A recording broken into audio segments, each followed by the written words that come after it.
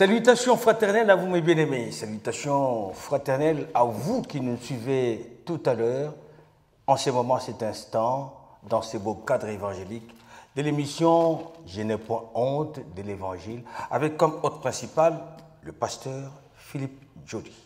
Bonsoir pasteur. Bonsoir Antoine. Chiquement bien habillé. Hein? On essaie de tenir la route. L'harmonie des couleurs.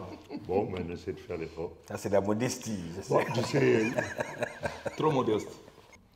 Donc je disais, nous vous saluons bien-aimés dans le Seigneur, frères et sœurs, et vous qui n'êtes pas forcément un frère ou une sœur, nous sommes très heureux de vous accueillir dans cette émission où nous allons encore passer des bons moments devant le Seigneur. J'aime beaucoup une parole d'un des psalmistes qui disait « Un jour dans tes parvis valent mieux que 1000 ailleurs. » Et je crois que le temps que nous passons dans la présence de Dieu vaut mieux que tous les moments que nous pouvons passer ailleurs. Parce que dans sa présence, nous sommes environnés de sa grâce, nous sommes rayonnants de joie. Le Seigneur nous renouvelle, nous restaure. Le Seigneur nous console, nous essuie les larmes. Le Seigneur nous fortifie, nous relève. Et si nous étions faibles, il nous communique encore la vigueur du buffle. C'est pour ça que je vous souhaite encore une excellente soirée dans la présence de Dieu. Et je crois, et je suis certain que le Saint-Esprit va certainement répondre à pas mal de questionnements que nous pouvons avoir dans nos cœurs, parce qu'il est celui qui sonde les cœurs, les reins, et il met en exergue toutes les choses qui peuvent être cachées.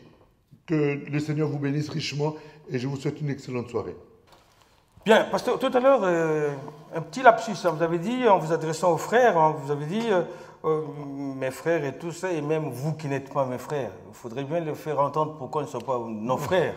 C'est dans le Seigneur Jésus-Christ. Hein. Non, quand je disais oui, j'entendais, voilà, quand je disais il faut qu'ils les comprennent. Non, parce qu'en fait, la particularité de cette émission, c'est qu'elle n'est pas seulement suivie par les gens qui ont la foi en Christ. Tout à fait. Voilà. Il y a aussi des gens qui ne sont pas forcément, entre guillemets, chrétiens, comme nous pouvons nous appeler, mais qui sont intéressés par rapport à ce qui se dit. C'est pour cela que je les salue. Si cela vous a offusqué, je vous présente mes sincères excuses. Amen. Nous sommes très heureux de vous recevoir et nous vous souhaitons une excellente soirée. Très humble. Oui, vous avez compris, nous revenons aujourd'hui, encore une fois, sur ce thème, le salut de la famille, mais cette fois-ci, pour la conclure. Conclure selon nous. Parce que sinon, vous avez dit qu'il y a plusieurs... Non, en tout il y a cas, beaucoup à parler. La famille, c'est un sujet qui est extrêmement vaste. Là, nous ne faisons qu'effleurer les différents points qui peuvent concerner la famille. Non, si vous effleurez... Non, quand je dis effleurer... C'est pas fondamental. Non, c'est fondamental, c'est comprends mon langage, Quand je dis effleurer, c'est-à-dire que les sujets que nous abordons ne sont pas... Ce pas des sujets exhaustifs.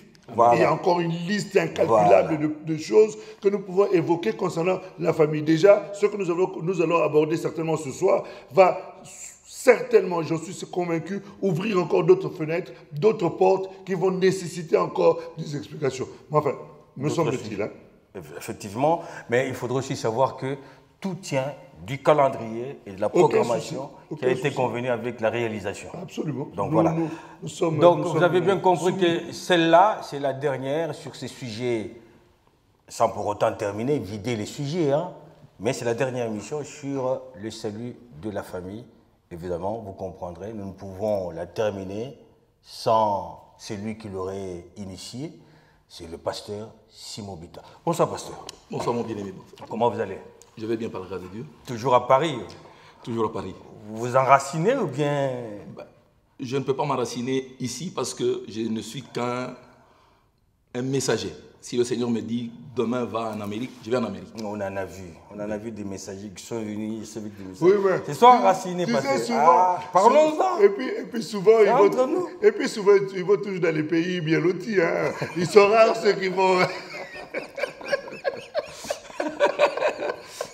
Ça, c'est bien dit. Ok, c'est pour... Non, vous savez, nous sommes dans la moisson du Seigneur. Il nous envoie là où il veut, quand il veut et comme il veut.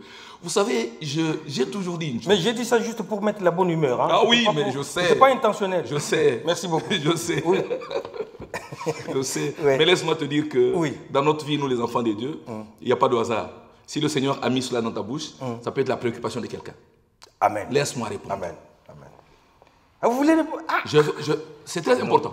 Je connais, c'est le pasteur Simon. Voilà, il va répondre. C'est très capital parce que les gens croient que le Seigneur envoie seulement certaines personnes à certains lieux qui sont des lieux juteux. Mais nous avons fait des missions dans des lieux aussi qui ont fallu nous coûter la vie. Nous ne sommes pas... C'est pourquoi j'ai toujours dit à mes frères missionnaires, si on est trop dépendant, on passe pour des mendiants. Et quand on passe pour des mendiants, les gens ne suivent pas la quintessence de ce que nous disons. C'est pourquoi j'ai toujours dit, la deuxième mission que le Seigneur a envoyé les disciples, il l'a dit, avant je vous ai envoyé, je vous ai dit, laissez vos bourses. Mais cette fois-ci, que chacun prenne sa bourse. Vous comprenez? Oui. Nous sommes ces envoyés-là, qui avons pris avec nous notre bourse. C'est-à-dire que nous n'allons pas pour demander, nous n'allons pas pour faire la courbette, non. Et quelle bourse? Nous perdons notre bourse pour aller évangéliser. Vous comprenez? Et quelle bourse? Et quelle bourse? Bien. Non. Donc ça sous-entend. Oui, ça sous-entend. Bon, merci beaucoup, pasteur. C'était pour dire. Et là, vous nous revenez ici pour conclure ces sujets et le salut de la famille. Mais avant toute chose, pouvez-vous au moins saluer nos frères et sœurs qui vous suivent? Je vous salue dans le nom de notre Seigneur Yahushua Meshiach. Je vous aime bien. Vous savez, quand on dit la dernière émission, ça me fait pas mal. Je me dis, mais je ne verrai plus ces frères, je ne vais plus leur parler. Non, nous reviendrons. Non, mais sur ces sujets. Hein. Sur ces sujets. Hein. La porte ne vous est jamais fermée. Je voudrais paraphraser ce que... c'est la 10e fois que vous nous revenez. Je voudrais paraphraser ce que l'homme de Dieu, le pasteur Philippe, que j'aime très bien, vient de dire. Vous savez, ça serait prétentieux de dire que la dernière émission. Parce que vous avez dit au début que les gens doivent partager et envoyer leurs questionnements. Oui. S'ils envoient des questions sur ces sujets, nous allons les traiter, oui ou non? Nous allons les traiter, mais ça, c'est la réalisation qui s'en occupe, qui a prévu un espace de foire aux questions. Je connais que notre frère, le réalisateur, mon frère Bart, que j'aime bien aussi, est un évangéliste. Oui. C'est pourquoi il a créé ces espaces. Oui. Je sais que son cœur sera sensible au questionnement de nos frères. Et quand ils vont envoyer des questions, nous allons revenir. Parce que vous l'influencez là, vous l'influencez. Et puis tu as dit que c'est un évangéliste. Je ne veux pas que demain il vienne avec une carte de visite. Donc comprenez, c'est pour rire. Parce qu'ils font ce travail derrière les caméras, mais sans eux, nous ne pouvons pas arriver chez Tout à fait. Voilà pourquoi je lui fais un clin d'œil et à notre frère Steve aussi. Encore une fois, je l'ai toujours dit, dans ces cadres, il y a un peu de... On se détend un tout petit peu. Parce que sinon, si on est tellement tendu, il n'y a pas de possibilité. Alors, pour ce faire, nous revenons sur ce sujet pour les conclure. Et du coup, pasteur, je reviens à la question que j'aurais posée à l'émission, la dernière émission. Le lundi dernier. Oui, lundi dernier, effectivement. Donc, le salut de la famille tient à la croyance de tous les membres de la famille. Oui. Tient à la croyance de tous les membres de la famille. Comme l'avait si bien dit l'homme de Dieu, un enfant peut amener le salut dans sa famille, une mère peut amener le salut, et un père peut amener le salut dans la famille. Et une famille qui tend vers le salut, pourquoi doit-il tendre vers le salut? C'est quoi une famille dans cette dans cette situation-là? Parce que vous savez que quand le Seigneur a créé la famille, le Seigneur a créé la famille comme un lieu de bonheur, un lieu de joie, un lieu de paix. C'est-à-dire que la première cellule où nous devons expérimenter la joie du Seigneur, la paix du Seigneur, l'amour du Seigneur, le bonheur du Seigneur, c'est la famille. On peut l'appeler comment? C'est la famille. La famille. Donc, pour les seigneurs, la famille, c'est un lieu, c'est un cadre de bonheur. Vous l'avez dit? Oui, un cadre de bonheur. Un cadre de bonheur que... Un cadre de joie, un cadre de paix, un cadre où nous vivons le bonheur dans le Seigneur. Voilà pourquoi nous disons que la famille est un sanctuaire. C'est-à-dire que c'est un lieu sanctifié où le Seigneur, Yahushua Meshiach, se manifeste. Vous comprenez? C'est vraiment un sanctuaire. Si vous vivez la famille comme un sanctuaire, il y a d'autres choses que vous allez vivre qui sortent de l'ordinaire. Alors, pasteur, cette émission, c'est pour conclure sur ce thème. Alors, parlez-nous brièvement de ces sanctuaires qu'est la famille.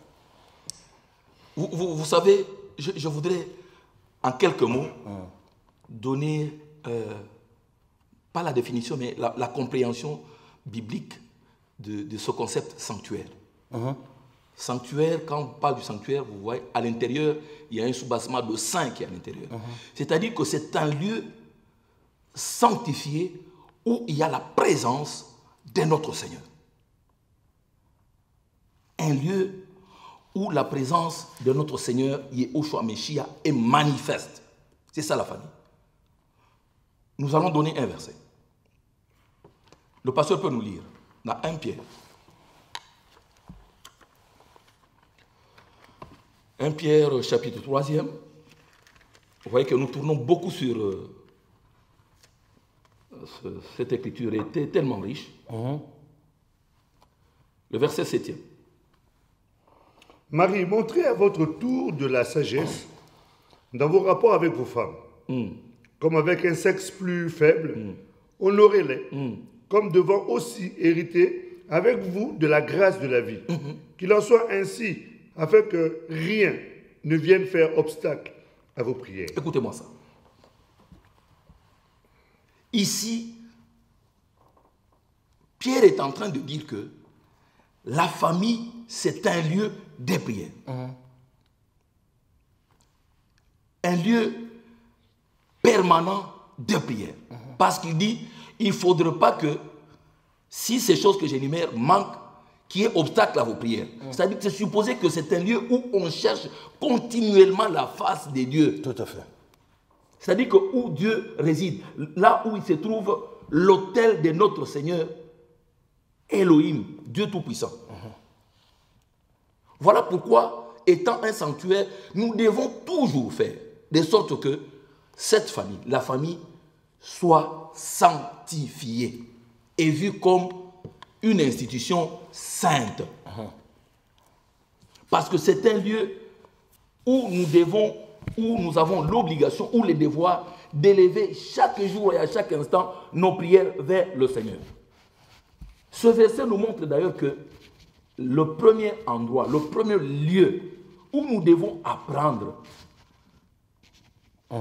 à être intercesseurs, c'est la famille. Vous avez une autre préoccupation?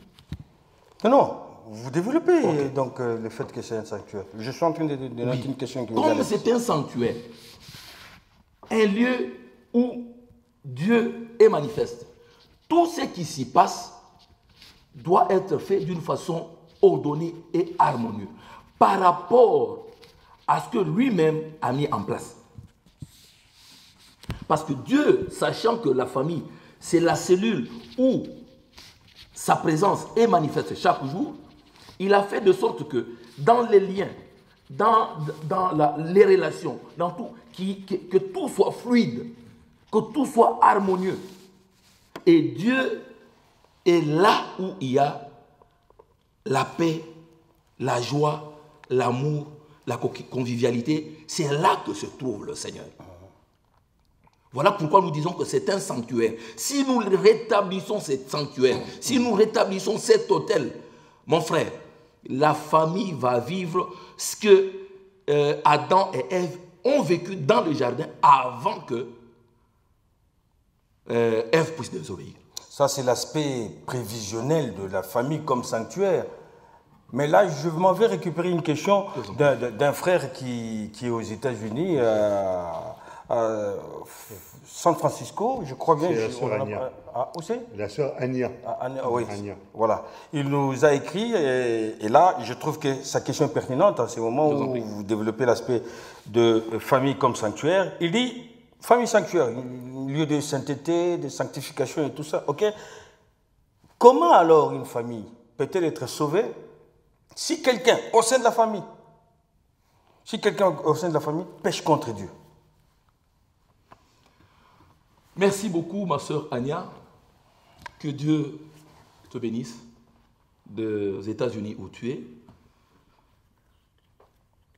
La Bible déclare, nous l'avons lu dans 1 Corinthiens 7, à partir du 14e verset, que chacun dans la famille a le rôle de sanctifier la famille. Oui. C'est-à-dire que amener les membres de la famille à la connaissance parfaite du Seigneur et à l'observation des recommandations du Seigneur.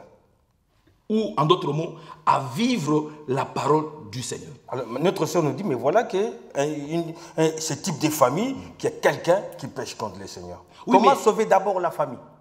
Non, elle a un rôle.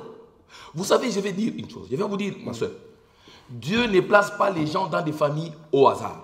Amen. Non, il n'y a pas de hasard. Si Dieu vous a placé dans cette famille, si ça dépend, si c'est vous, ou c'était une autre famille pour laquelle vous avez posé la question, Dieu n'a pas placé au hasard cette personne qui connaît le Seigneur dans cette famille. Pour toucher le cœur de ceux qui pêchent, il ne faut pas simplement parler. Nous avons parlé, nous avons dit la fois passée que nous, notre force est dans la prière. Ma soeur, mon frère, toi qui rencontres un tel problème, mets tes genoux par terre, élève tes bras vers le haut, implore la grâce du Seigneur. Lui seul est capable d'enlever quelqu'un du péché pour le sanctifier et qu'il soit appelé enfant du Seigneur. Le Seigneur est capable. Alors, quel comportement afficher dans la famille toujours, vis-à-vis de ce type de personnes? Il faut l'aimer. Amen. Il faut l'aimer. Le Seigneur nous a tant aimés. Regarde, lui qui est saint, le saint de saints, lui qui est Dieu. Nous avons péché, mais il a abandonné tout ce qu'il pouvait être pour venir prendre nos fardeaux, notre péché, qu'il soit appelé pécheur pour que nous soyons sauvés. Il nous a donné un modèle. C'est ce modèle-là que nous devons afficher vis-à-vis de ceux qui pêchent. Nous ne devons pas, comme le pasteur a dit la fois passée, nous ne devons pas charger ces gens. Nous ne devons pas les acculer. Les acculer, non. D'accord. Non. Que les forts soutiennent les faibles. Ma soeur, mon frère, tu es fort. Prie pour ce frère. Jeûne pour ce frère. Il va changer. Il va changer. Quand on est soutenu, il faut savoir qu'on est soutenu, on a aussi sa part de responsabilité, sa part d'apport dans l'avancement. Exactement. Que peut faire cette personne-là alors qu'il pêche pour être sauvée? Non, la personne qui pêche, peut-être qu'elle le fait inconsciemment parce qu'elle n'a pas encore trouvé quelqu'un qui lui a dit que ce que tu fais est mauvais. D'accord. C'est pourquoi nous avons le rôle d'aller vers ces gens-là, leur dire ce que vous faites c'est mauvais, le Seigneur a besoin de vous, venez. Nous ne devons pas les culpabiliser. Vous savez ce qui amène les gens à fuir nos prédications quand nous amenons la culpabilité devant les gens. Non. Là, parce que nous parlons au sein de la famille. Hein. C'est au sein de la famille. D'accord. C'est au sein de la famille.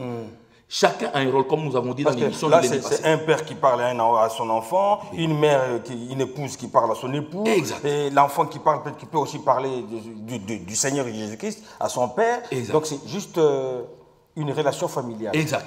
Est-ce que vous vous rappelez le lundi passé le témoignage que le pasteur Philippe a donné sur le plateau? Il y a 2 semaines. Il y a 2 semaines. C'était poignant, c'était fort. Cet homme-là n'a pas culpabilisé sa femme. Il s'est dit, c'est peut-être des forces extérieures qui font que cette femme que j'aime bien puisse tomber dans ce qu'il est en train de faire.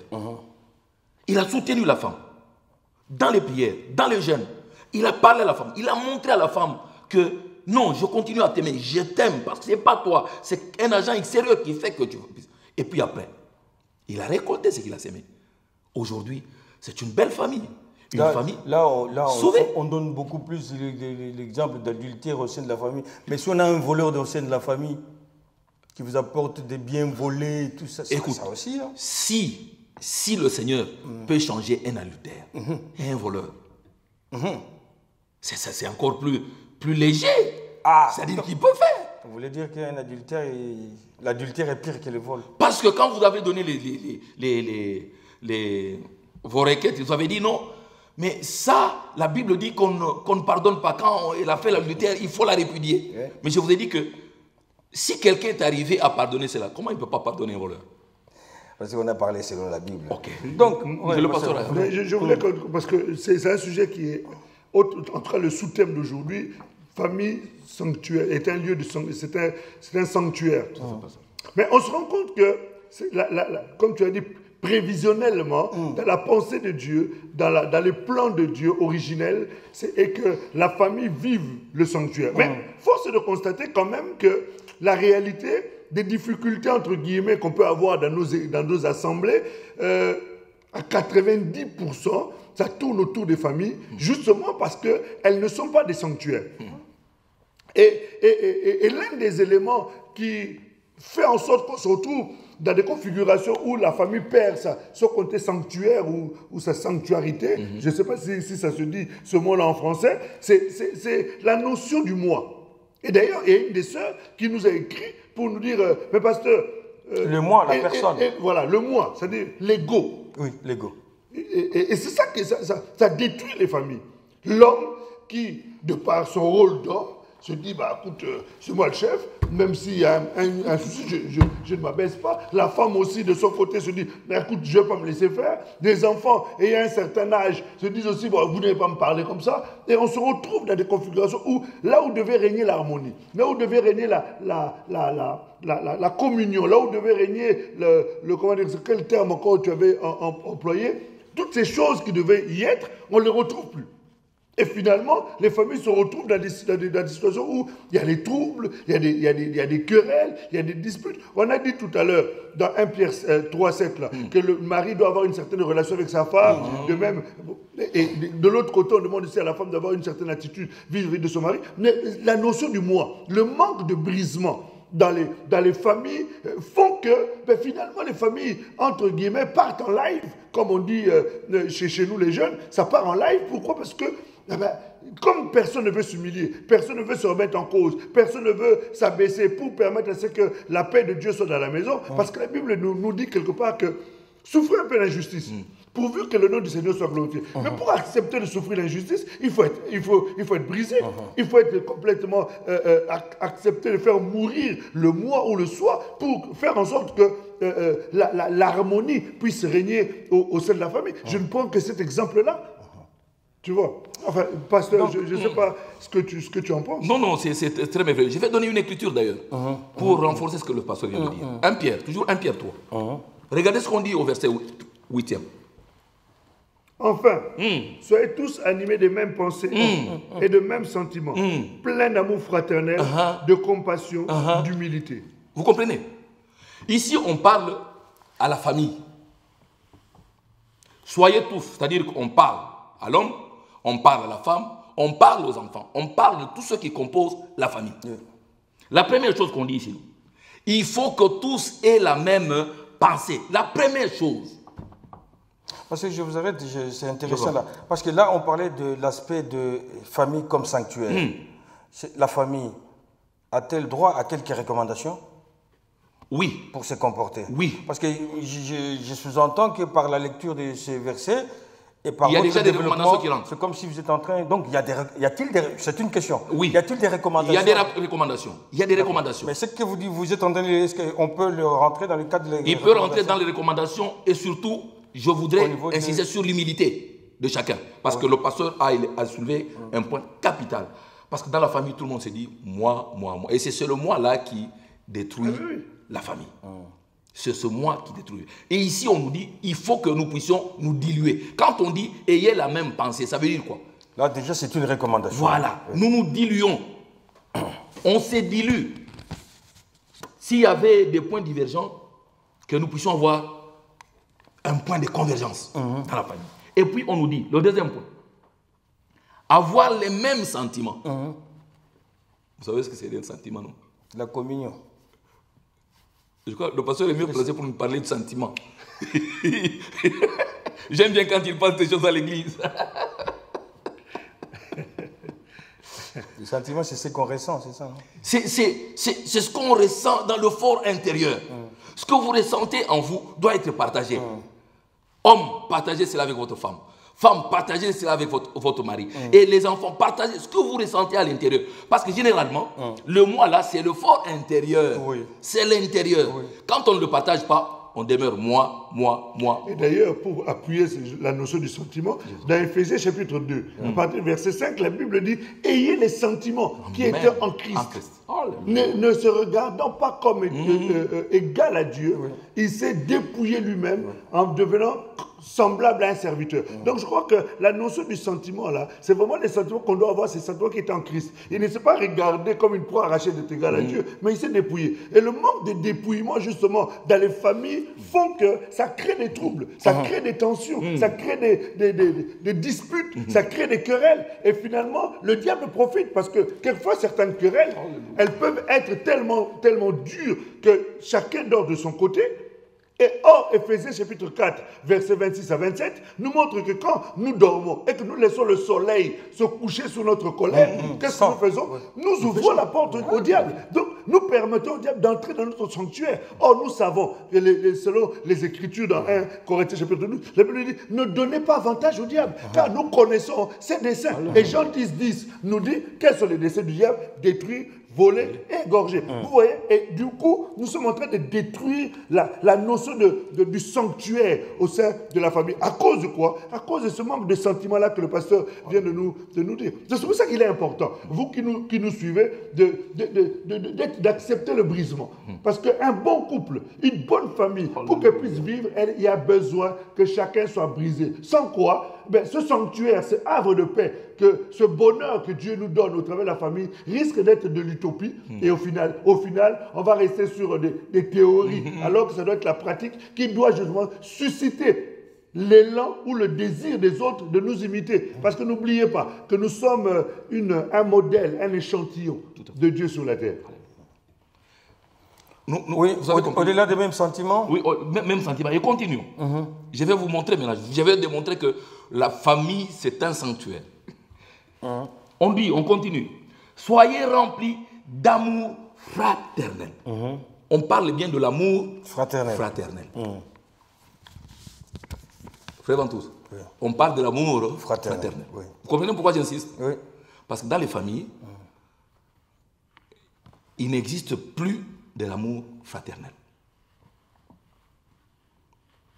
C'est-à-dire que quand l'homme regarde sa femme... C'est un constat. Parce que s'il y avait l'amour fraternel, on resterait unis, soudés et en communion. En ayant les mêmes pensées, les mêmes sentiments. Ici, on parle des familles. Mon frère Ventous, on parle de l'amour fraternel. Oui. L'amour fraternel est différent de l'amour dont on parle. Je ne sais pas, vous les Français, vous connaissez bien le français que moi je viens d'Afrique. C'est différent de l'amour béguin, on appelle béguin. C'est-à-dire que l'amour, on regarde parce que la femme, maintenant, elle est bien bâtie là, on l'aime. Le jour qu'elle elle a perdu le poids, on l'aime plus. Ah, ces enfants-là, ils sont beaux, vous les aimez. Le jour qu'ils sont malades, ils ont perdu vous ne les aimez plus. Ici, on parle de l'amour fraternel. C'est-à-dire que tu aimes quelqu'un, tu aimes ta femme comme ta sœur. C'est-à-dire que j'aime ma femme, Christine, comme ma petite sœur, Berthe. Vous comprenez? Je ne peux pas lui faire du mal. Non, vous voulez dire que... J'ai failli te piquer. C'est un cas réel. Hein. Allez-y. Maman Christine. Maman Christine, c'est sa femme. Oh, c'est comme ça que j'ai dit. C'est une charmante épouse, d'ailleurs. Il faut faire entendre cela. Il a eu l'œil. Merci. Ok, on parle aux enfants de Dieu. Je voulais dire, ici la Bible insiste pour cet amour. Je voudrais qu'on insiste. Mon frère, ma soeur, dans ta famille, il faut privilégier l'amour fraternel. C'est-à-dire considérer ton mari comme ton grand frère. Considérer ta femme comme ta petite sœur. Et ses enfants? Et ses enfants comme ses frères et sœurs. C'est très important cet amour. C'est pourquoi la Bible insiste. Et puis on termine pour dire, soyez remplis d'amour fraternel, de compassion et d'humilité. Compassion, ça veut dire quoi? Quand quelqu'un est touché ou il a un problème, compatir avec lui. Souffrir avec lui. Vous comprenez? Et on termine pour dire d'humilité. Regarde maintenant. Pourquoi nous disons que la famille est un sanctuaire? L'humilité, c'est l'attribut de notre Seigneur Yahushua Mashiach. L'amour, c'est son attribut. Quoi encore? La compassion. La compassion, c'est son attribut. Au fait, quand on parle du sanctuaire, c'est-à-dire que lui, il est au centre. Le Saint de Saints est au centre. Et il doit être au centre de la famille. Voilà ce qu'on appelle une famille sanctuaire. Et quand on est en train de parler d'une même pensée, la notion de la pensée nous amène aussi à comprendre qu'il y a l'élément de la communication, du dialogue, de l'échange. Parce que pour avoir une même pensée, il faut beaucoup parler ensemble. Bon, bref, ça c'était juste pour appuyer ce que le pasteur disait. Pasteur Simon, ce verset de 1 Pierre 3,8 nous donne un aspect des recommandations. Est-ce qu'il y a d'autres recommandations que nous pouvons à la famille tout ça? Oui, il y a des recommandations. En fait, nous voulons d'abord dire comme ça, enfin ceci à toutes les familles qui nous écoutent. Nous voulons d'abord que chacun de nous vive la famille selon l'ordre de celui qui a créé la famille. Amen. C'est la première recommandation que je vais vous demander. Vivre selon celui qui a créé la famille. Le Seigneur a créé la famille pour qu'elle soit harmonieuse. Et pour qu'elle soit harmonieuse, il a harmonisé les relations dans les familles. C'est pourquoi il dit. Nous pouvons lire dans Éphésiens. Éphésiens 5. Éphésiens 5. À partir du verset 22. C'est une écriture que nous lisons toujours. Mais nous n'allons pas nous fatiguer de la lire. L'apôtre Paul dit, je répète ces choses. Femmes, soyez soumises à vos maris comme au Seigneur, car le mari est le chef de la femme, comme Christ est le chef de l'Église, qui est son corps et dont il est le sauveur. Vous avez écouté, mon frère? On parle de la femme. Femmes, soyez soumises à vos maris. Ce n'est pas une insulte quand on vous dit de vous soumettre. Ce n'est pas une insulte. C'est seulement une recommandation pour que vous puissiez vivre une relation harmonieuse avec la personne avec laquelle le Seigneur vous a mis ensemble. Il faut vous soumettre. Ici, on continue pour dire, comme étant le chef, la famille reconnaît que le mari est chef de la famille.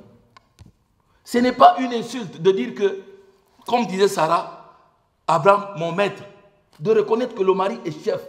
Il n'y a pas d'insulte à cela. Il ne faudrait pas que ce que nous écoutons dans ce monde puisse perturber ce que le Seigneur a donné comme recommandation. Le Seigneur dit, la femme, tu dois reconnaître que le mari est le chef de la famille. Vous savez, dans une famille, s'il y a deux chefs, mon frère, c'est fait. Donc, il y a deux têtes. Le pasteur, tu sais, il y a certaines femmes qui veulent vraiment être soumises. Voilà. Mais il s'avère que par moments, elles se retrouvent face aux gens qui, soi-disant, doivent être chefs, finalement ne l'est pas. Ne l'est pas. Pourquoi tu avais évoqué lors de notre dernière réunion la semaine dernière, tu avais dit, enfin, notre émission la semaine dernière, tu disais qu'il y a des maris qui sont devenus des missionnaires. En fait, le chef n'est plus chef. Et il a laissé toute charge de responsabilité qu'il incombe à la femme. Et quelquefois, la femme aimerait être soumise, mais elle se retrouve finalement dans une situation où elle est obligée de faire entendre certaines choses. Et le fait de les faire entendre, l'homme trouve ça comme étant un manque de soumission, un manque d'humilité vis-à-vis de lui, un manque de respect. Voilà, un manque de respect. Alors que ce qu'elle dit n'est que... elle met en évidence les éléments justement du manquement du chef dans la maison. Tu vois, aujourd'hui, je pense que tu fais des affaires, et si aujourd'hui, dans ton entreprise, ton subalterne vient te faire voir les erreurs que tu commets en tant que chef d'entreprise, à un moment donné, tu vas taper du poing de la table, lui disant, mais écoute, c'est moi qui suis le chef ici, oui ou non? En fait, en réalité... Par manque d'humilité. Justement, alors qu'en réalité, il est toujours en train de montrer des failles qui sont en train de détruire la société. Et quelquefois, une femme... Pas par manque de soumission. Elle est tout simplement en train d'évoquer les points qui détruisent le couple, qui sont en train de détruire la notion du sanctuaire dans la maison, qui sont en train de mettre à mal l'harmonie, le bonheur, de mettre à mal la communion, la cohésion de la maison. Je prends un exemple. Un court exemple, parce que le temps là. Bon, je ne prends pas d'exemple. Non, pas allez-y. Voilà, un homme qui doit aller représenter, parce qu'à l'école, je prends un exemple simple, un monsieur qui doit aller à l'école, représenter la famille, parce que le CPE veut voir le papa. Les parents. Parce qu'il se rend compte que l'enfant a un comportement qui n'est pas digne, et il sait que l'autorité de la maison, c'est le papa. Le papa qui dit, oh non, non, moi j'irai pas. Non pas qu'il n'a pas le temps, mais il dit, non, non, Marthe, toi vas-y. Marthe, elle y va. Marthe se fait sermonner, elle revient à la maison. Elle fait voir au papa que tu devais y aller en tant que chef. Ce dernier s'énerve. Oui, quand je donne des ordres, tu ne veux pas obéir. Tu reviens ici pour me dire que... ce type de choses font que finalement, le monsieur ne joue pas son rôle de chef. Ouais. Et finalement, ça met la femme, même si elle ne le veut pas. Tu as raison, complètement raison à 1000% que la femme doit être soumise à son mari. Et c'est comme ça que les Écritures le déclarent, et c'est comme ça que ça doit être respecter son mari. Et c'est ce qui fait même la valeur de l'homme dans la maison. Alors, seulement... Une question que moi je vais vous poser. Face à la démission de l'homme, où peut-on placer la soumission de la femme? La soumission de la femme ne change pas. Elle doit être toujours là parce que, en fait, la femme, quand elle fait des remarques à l'homme, ce n'est pas par manque de soumission, ce n'est pas par manque de respect, mais elle est en train de donner des alertes parce que le pasteur nous donne des recommandations. Ma question, je la pose dans le sens où vous pouvez bien fixer les gens, bien les sœurs et les frères qui nous suivent, pour dire oui, mais face à la démission, mais la soumission doit toujours être jusqu'à tel niveau? Elle doit être à son niveau le plus élevé. C'est-à-dire qu'on prend l'exemple d'Abigaël, qui, je prends souvent cet exemple d'ailleurs. Abigaël, malgré le fait que son mari était un fou, un homme qui était insensé, elle a toujours été soumise à cet homme jusqu'au jour où cet homme est mort. Donc, en d'autres termes, la femme, par sa soumission, doit, par souci aussi du couple, doit toujours dire la vérité. Et quelquefois, continuer à prier, comme le disait le pasteur la dernière fois, prier pour que le Seigneur ouvre les yeux à cet homme-là et qu'il comprenne. D'accord. Et cela m'emmène même à bon, c'est... Ok. Ouais. Là, vous avez parlé de recommandations à l'endroit de la femme, mais est-ce que vous avez une recommandation à l'endroit de l'homme? Non, je voudrais, nous ne devons pas laisser une ambiguïté dans le cœur, dans la tête de nos frères et sœurs. Non, de nos épouses. Ouais. Parce qu'elles risquent de croire que nous voulons insister beaucoup sur la soumission sans parler des hommes. C'est pourquoi je voudrais que les temps soient... Écoute, nous avons, avant de donner cette recommandation, le pasteur a beaucoup insisté sur l'humilité. Quand la femme trouve que l'homme est devenu démissionnaire, elle a une façon, elle doit adopter une façon d'enfant des dieux. Comment elle peut faire revenir l'homme à sa responsabilité? Toujours dans la soumission. Elle peut ramener l'homme. C'est pourquoi l'écriture que le pasteur avait lue la fois passée, que la femme, dans sa façon, elle peut ramener ceux qui ne croient pas à croire. C'est toujours dans 1 Pierre 3, non? C'est toujours dans 1 Pierre 3. Et l'homme, quand nous parlons de l'homme, cet homme qui est démissionnaire, quand la femme prend le risque de faire ce que l'homme devait faire, regarde l'attitude de l'homme. 1 Pierre 3. Nous revenons toujours sur ça. Parce que vous disiez toujours 7. 1 Pierre 3, 7. Il nous est dit, Marie, montrez votre tour de la sagesse dans vos rapports avec vos femmes, comme avec un sexe plus faible. Honorez-les, comme devant aussi hériter avec vous de la grâce. Vous comprenez ici? C'est-à-dire que soit ici, afin que et l'homme et la femme, nous devons hériter de la même grâce. C'est-à-dire que devant le Seigneur ne fait pas exception pour dire que non, non. C'est-à-dire que la femme a sa place. Maman, ma soeur, tu as ta place. Mais quand tu prends le rôle que devait faire le père, fais-le toujours dans la soumission. Et c'est cette soumission qui va l'amener. Qu'est-ce qu'on a dit? Verset 1er. Pasteur, vous pouvez lire encore le verset.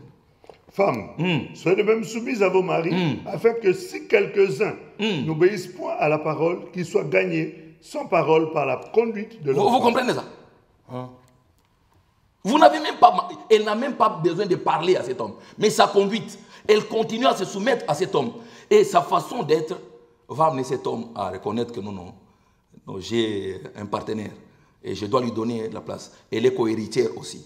et je dois l'honorer. Parce qu'ici au 7, on dit il faut l'honorer. Vous comprenez? Oui. Ça, c'est la première recommandation. En fait, la recommandation, c'est que chacun de nous doit se mettre à sa place. Lisez pour l'homme aussi, parce qu'il ne faut pas qu'on soit injuste. Il ne faut pas qu'on soit injuste. Toujours dans Éphésiens. Oui, qu'on lise pour l'homme, on parle un peu. Car le mari est le chef de la femme, comme Christ est le chef de l'Église qui est son corps et dont il est le sauveur. Quel passage? Marie, 25. Aimez vos femmes comme Christ a aimé l'Église et s'est livré lui-même pour elle. Écoute, mon frère, la recommandation que le Seigneur te donne. Pour qu'il y ait harmonie, pour que la vie, le bonheur, pour que la paix, la convivialité, donc la communion règne dans la famille, il faut que toi, mon frère, tu arrives au niveau où notre Seigneur était arrivé. C'est-à-dire que te donner entièrement pour la famille. C'est-à-dire que t'offrir un sacrifice pour la famille. Ce que tu ne pouvais pas faire. Non, moi, vous savez, ce boulot-là, je ne peux pas le faire. Mais la femme n'a rien. Elle a besoin que tu lui amènes quelque chose. Accepte de faire ce boulot sale dont tu parles là, pour que la femme ait ce qu'elle a besoin. Le Seigneur s'est dépouillé. Il a accepté d'être coué à la croix pour que toi et moi, nous puissions être appelés des co-héritiers. Pasteur, est-ce que vous pouvez faire une nuance entre les boulots sales que vous ne voulez pas faire? C'est-à-dire que beaucoup d'hommes... Dites-le. Mon frère, vous savez, il y a beaucoup de familles. Nous recevons beaucoup de lettres. Nous recevons beaucoup de témoignages. Il y a beaucoup de couples qui sont en désunion parce que la femme n'en peut plus. Elle travaille, et l'homme trouve du travail, et chaque fois qu'il trouve du travail, il dit non, moi je ne peux pas faire ce travail-là, c'est un boulot sale. Non, moi je ne peux pas aller faire le porteur. Non, moi je ne peux pas faire le plongeur. Et pourtant, ce travail de plongeur, ça nourrit. Ça peut nourrir, ça peut payer le loyer. C'est tout ce que la femme attend. Mais quand tu refuses ce travail, tu démissionnes. Parce que quand tu n'amènes rien à la maison, tu sapes ton autorité. Et on ne te sent pas dans la maison. C'est la femme qui va prendre ton rôle. Ouais. Tu auras peur ou honte d'aller à l'école de l'enfant parce que tu sais que non, c'est madame qui paye tous les frais. Et là, ça te gêne. Ils ne vont pas parce qu'ils n'ont pas de temps. Non, ils se gênent, pasteur. Vous comprenez? Là, ce sont les recommandations de l'homme. Exact. Donc, c'est ça les recommandations de l'homme. Donc, nous devons, chacun de nous, remettre les relations familiales comme le Seigneur les avait mises, afin que la famille retrouve sa place de sanctuaire et que nous puissions vivre le bonheur du Seigneur. Nous allons terminer par une écriture. Parce que vous allez nous lire dans Tite 2.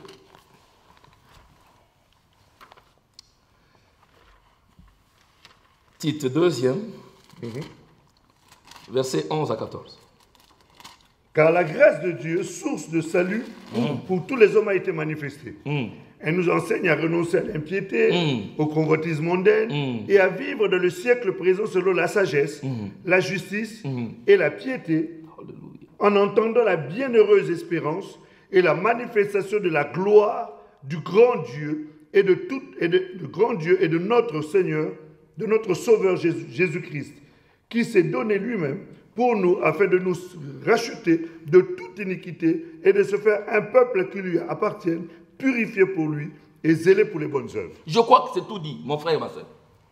C'est tout dit. Nous avons la grâce. La grâce est là. Il ne faut pas qu'elle soit trompeuse. Aujourd'hui, ce n'est pas demain. Aujourd'hui, c'est aujourd'hui.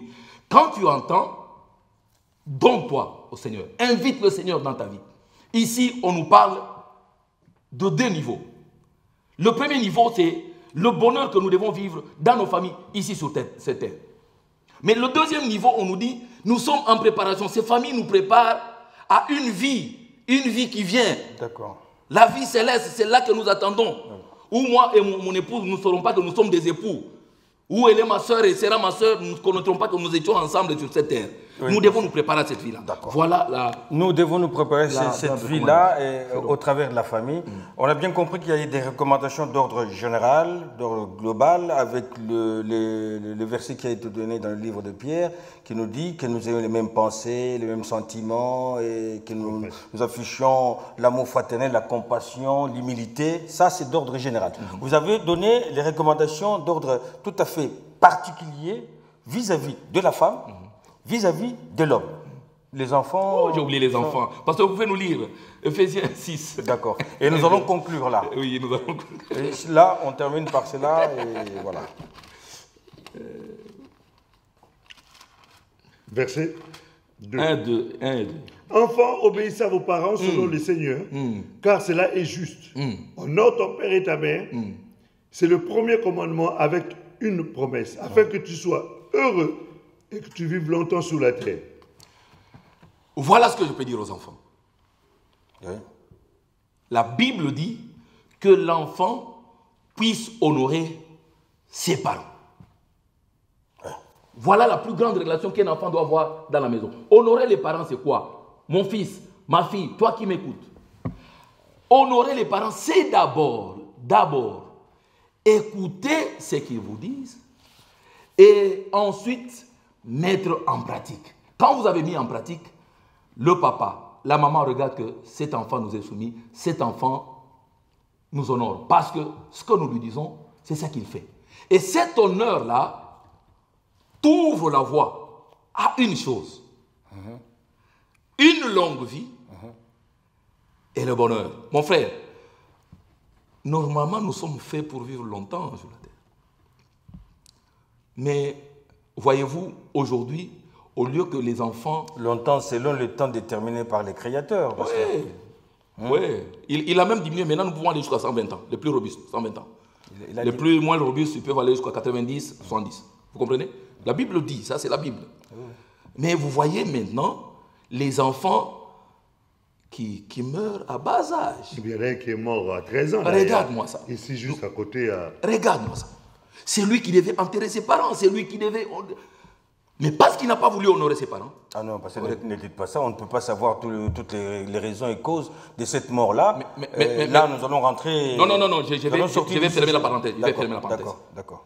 Cet enfant, selon ce que nous avons vu dans les médias, était à un endroit où il ne devait pas être à ce moment-là. C'était un cas par des milliers d'enfants qui sont morts. Pasteur, là c'est un cas. Donc, ok, voilà. Si vous voulez qu'on revienne dessus, on va revenir dessus. Le salut. Tu sais que le Seigneur aime beaucoup les enfants. Très bien, très bien. Il y a raison pour laquelle il a dit laissez les enfants. Voilà. Donc sans condition. Okay. Pasteur, je sais très bien que s'il faut parler du sujet sur le salut de la famille, il y a encore à dire, non? Beaucoup à dire. Beaucoup à dire. Mais alors, compte tenu de tout ce que vous avez dit, comment pouvez-vous conclure ces 5 interventions? Non, mais 2 phrases, hein, parce que vous ne revenez pas sur... s'il vous plaît, je vous connais, vous... Non. Là, je vous tiens, là. Merci beaucoup. Oui. Merci beaucoup, parce que c'est vous qui êtes le président sur le plateau. 2-3 mots, vous concluez, là. Je vais juste dire... Et on verra le professionnalisme. Je vais juste dire... d'un prédicateur. À une famille... Voilà. Le Seigneur a besoin de vous. Le Seigneur a besoin que vous puissiez vivre pleinement le bonheur sur cette terre. Et il a déjà préparé pour vous une vie que nous attendons tous dans le royaume des cieux. Comme nous avons lu, je vous donne encore devoir d'aller lire encore ce passage. Ce serait ma conclusion de Tite 2. Nous avons dit à partir du 11e jusqu'au 14e. C'est ma conclusion. Je vous aime bien. Que Dieu vous bénisse. Merci, pasteur. Quel exercice. C'est moi qui fais. Pasteur Philippe, 5 émissions sur un thème pas suffisant, vous allez le dire, ne revenez pas là-dessus. Et que pouvez-vous dire alors? Que pouvons-nous dire?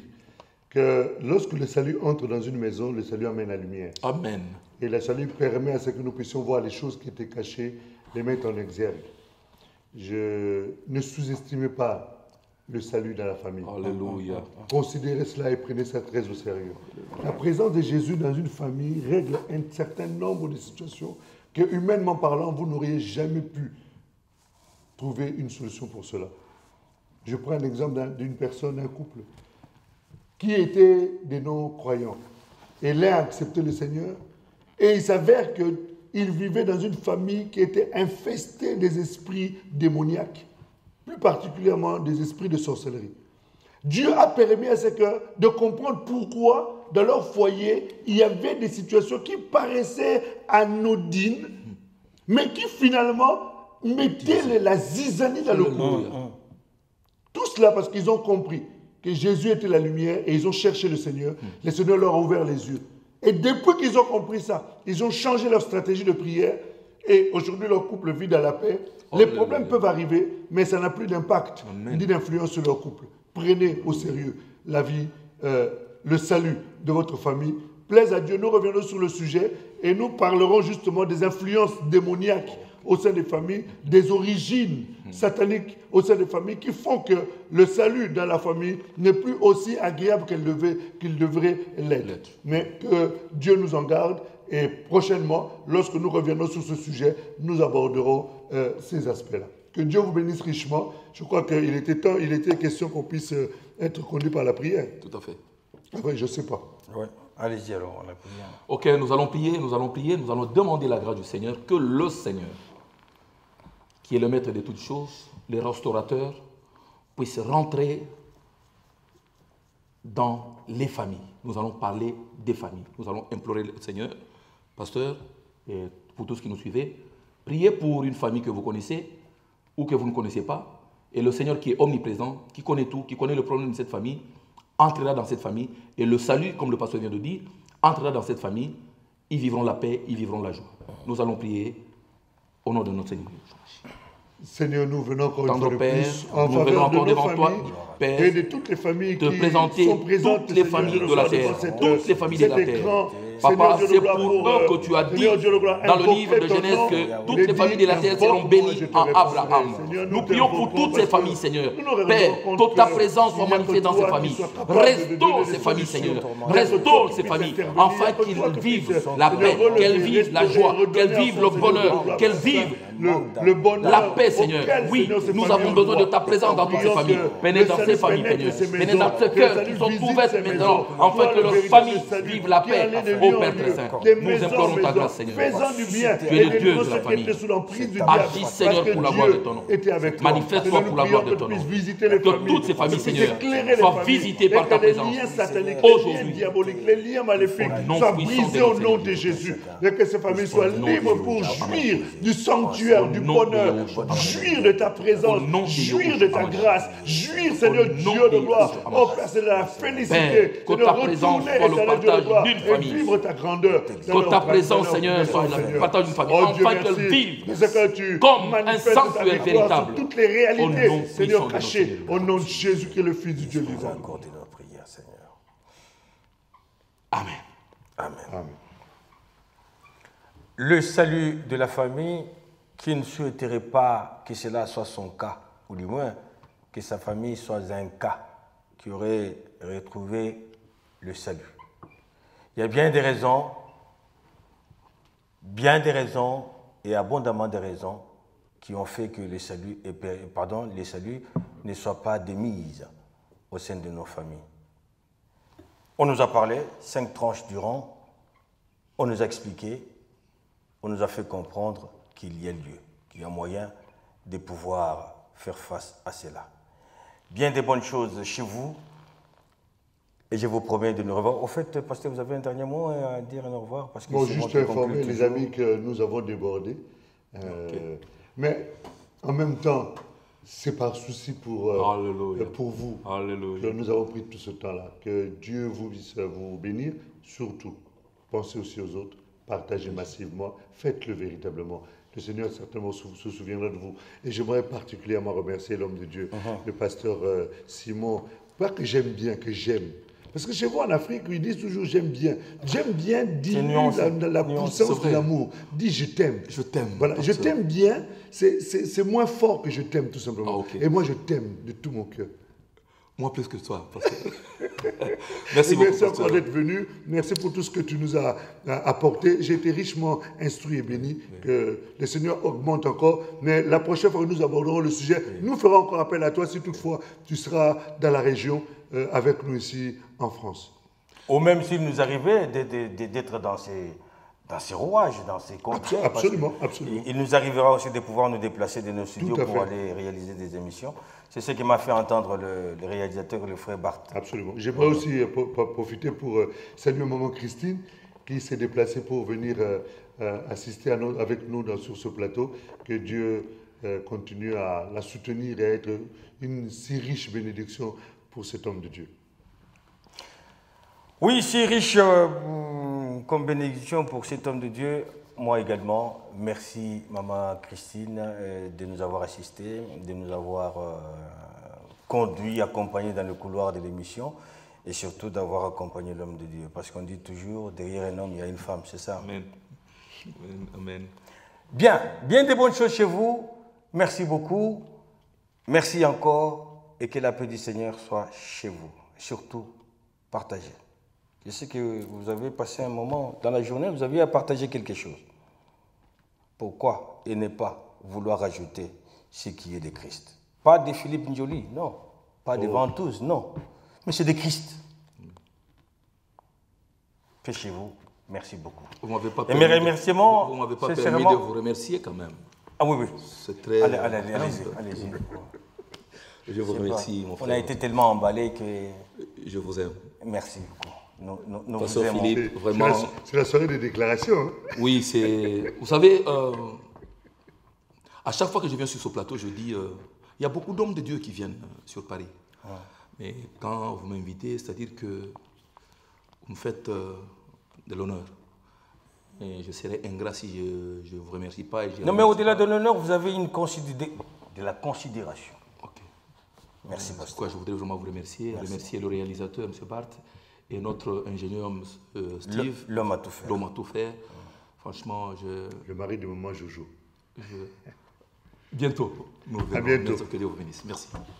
Merci beaucoup. On ne dit rien. Au revoir. Partagez. Mais surtout, lundi prochain. Bye bye. Merci, pasteur.